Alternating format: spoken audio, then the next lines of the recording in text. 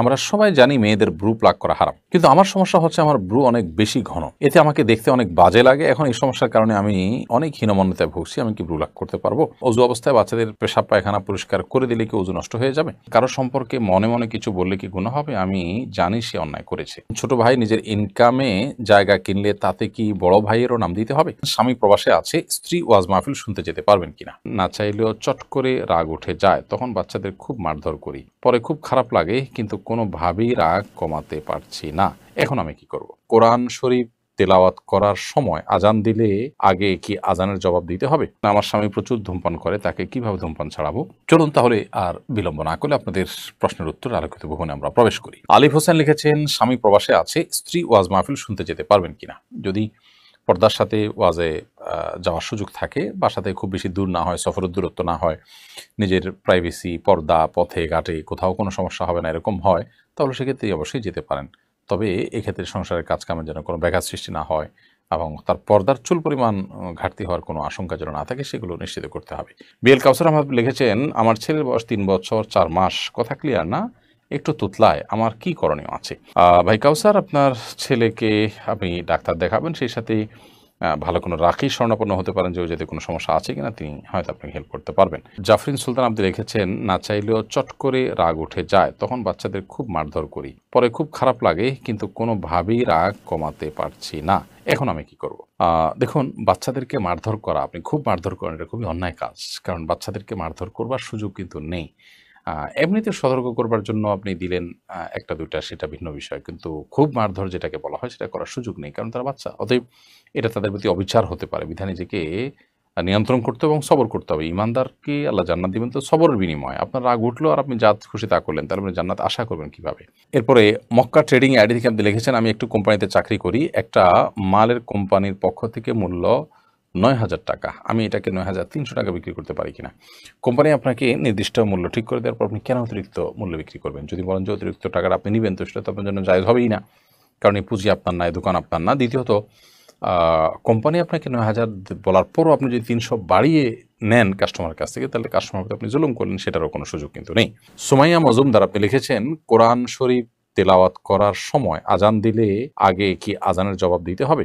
আপনি কোরআন কারীম তেলাওয়াত করছেন, প্রতি মাঝখানে আজান শুরু হয়ে গেছে, আপনি তেলাওয়াত বন্ধ করে আজানের জবাব দিয়ে তারপর আবার তেলাওয়াত শুরু করেন, তাতে আপনার তেলাওয়াতও করা হলো, পাশাপাশি আজানের জবাব দেওয়ার যে অফুরন্ত সওয়াব আছে সেটার ভাগীদার আপনি হলেন। এমকে জার্মানি আইডি থেকে আপনি লিখেছেন, ইসলামী ব্যাংক থেকে হাউস লোন নিয়ে কি বাড়ি করা যাবে?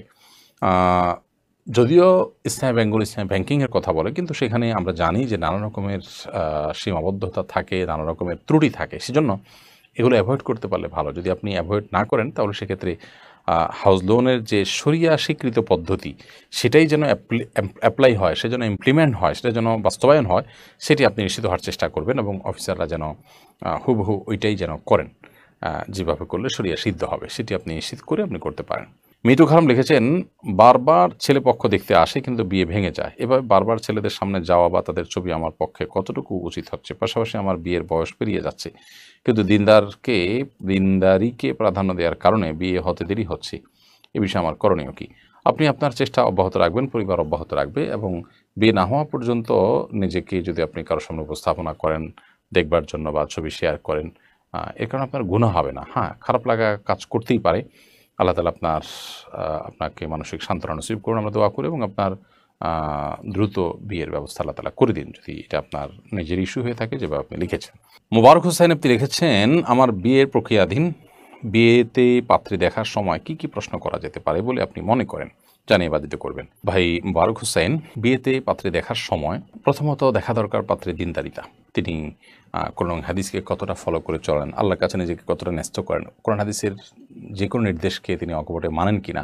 যদি এটা এক মুহূর্তের আপনার সাক্ষাৎকারের মাধ্যমে নিশ্চিত হওয়া কঠিন, এটার জন্য প্রয়োজনে আপনার অন্যদের সাথে যারা তাকে চিনেন ব্যক্তিগতভাবে, তাদের সাথে শেয়ার করতে হয়, তাদের কাছ থেকে জানার চেষ্টা করতে হয় বিভিন্ন অ্যাঙ্গেল থেকে, তিনি কাদের সাথে উঠা বসা করেন সেখান থেকে আইডিয়া নেওয়ার চেষ্টা করতে হয়। আরহাত চৌধুরী লিখেছেন, আমার স্বামী প্রচুর ধূমপান করে, তাকে কিভাবে ধূমপান ছাড়াবো? প্রথমত কোনো ডাক্তারের শরণাপন্ন হতে পারেন, যিনি ধূমপানের ক্ষতিকর দিকগুলো সুন্দর করে বুঝাবেন, কাউন্সেলিং করবেন। সেই সাথে কোনো আলেমের শরণাপন্ন হতে পারেন, দিনী প্রোগ্রামে, দিনী আয়োজনে তাকে নিতে পারেন। রমজান মাসের চেষ্টা করলেই ধূমপান থেকে মানুষকে বের করে আনা যায়, সেই চেষ্টা আপনি করতে পারেন। কারণ রমজান মাসে অল্প সময়ের জন্য যারা রোজা রাখেন, অল্প সময়ের জন্য সুযোগ পান রাতের বেলায়, ম্যাক্সিমাম রাতের বেলায় তিনি ঘুমিয়ে থাকেন, তারাবি পড়েন, আবার দিনের বেলা তিনি তো রোজা রাখেন, যার কারণে খুব অল্প কয়েক ঘন্টা একটু কষ্ট করে থাকতে পারলেই কিন্তু অভ্যাসটা ছেড়ে দেওয়া যায়।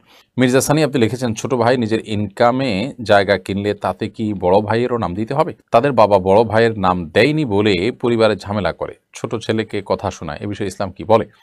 ছোট ভাই নিজের ইনকামে জমি জমা কিনলে সেখানে বড় ভাইয়ের নাম দেওয়া জরুরি না। বাবা মা এগুলো বুঝতে চান না অনেক সময়, বাবা মাকে বোঝাতে হবে, প্রয়োজনে বিজ্ঞ প্রাজ্ঞ ওলামা ইকরামের সান্নিধ্যে নিয়ে যেতে হবে এবং তাদের মাধ্যমে তাদের কাউন্সেলিং করার চেষ্টা করতে হবে।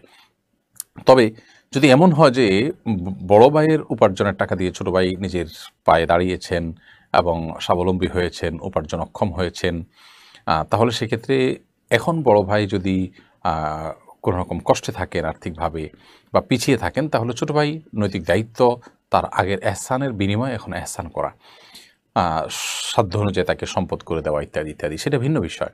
কিন্তু এমনিতেই ছোট ভাই যত যা করবেন সেটাতে অন্য ভাইকে সামিল রাখার কোনো বিশেষ কোনো নির্দেশনা কোনো হাদিস কোথাও আমাদেরকে দেয়নি। বিধায় বাবা মায়ের ক্ষেত্রে বাড়াবাড়ি করা উচিত না। আবার ছোট ভাইও বড় ভাই বা বোন বা অন্য যারা পিছিয়ে আছে রক্ত সম্পর্কীয়, তাদেরকে যথাসম্ভব হেল্প করার বা এগিয়ে নেওয়ার চেষ্টা মানসিকতা থাকা দরকার। উর্মি ইসলাম আপনি এডি থেকে লিখেছেন, কারো সম্পর্কে মনে মনে কিছু বললে কি গুনাহ হবে? আমি জানি সে অন্যায় করেছে, সেটার জন্য আপনার মনে মনে তার অন্যায়ের কথা আপনার স্মরণ হলো বা আপনি চিন্তা করলেন সে লোকটা খারাপ, এর কারণে আপনার কোনো গুনাহ হবে না। কারণ আপনি তো কাউকে কিছু বলেন নাই।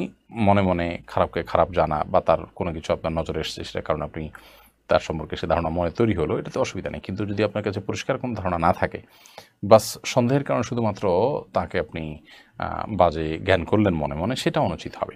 আয়েশা তাসনিম লিখেছেন, অজু অবস্থায় বাচ্চাদের পেশাব পায়খানা পরিষ্কার করে দিলে কি অজু নষ্ট হয়ে যাবে? না, বাচ্চাদের পেশাব পায়খানা পরিষ্কার করে দিলে আপনার অজু ভাঙবে না। তবে যদি আপনার হাতে পেশাব পায়খানা পরিষ্কার করতে গিয়ে পেশাব পায়খানা লেগে যায়, তাহলে যে অংশে লেগেছে জাস্ট সে অংশ শুধুমাত্র আপনি ধুয়ে ফেললেন, সেটা হাত হোক, পা হোক বা কাপড় চোপড় হোক, এটুকু যথেষ্ট। বাচ্চা প্যাম্পার্স পরিবর্তন করলেন বা তার পেশাব পায়খানা থেকে তাকে পরিচ্ছন্ন করে দিলেন, এর কারণে আপনার অজু ভঙ্গ হবে না। জাস্ট নাপাক লেগে গেলে সে অংশটা ধুয়ে ফেললে হবে। আনবার আপনি এডি থেকে লিখেছেন, আমরা সবাই জানি মেয়েদের ব্রু প্লাক করা হারাম, কিন্তু আমার সমস্যা হচ্ছে আমার ব্রু অনেক বেশি ঘন, এতে আমাকে দেখতে অনেক বাজে লাগে। এখন এই সমস্যার কারণে আমি অনেক হীনমন্যতায় ভুগছি, আমি কি ব্রু প্লাক করতে পারবো?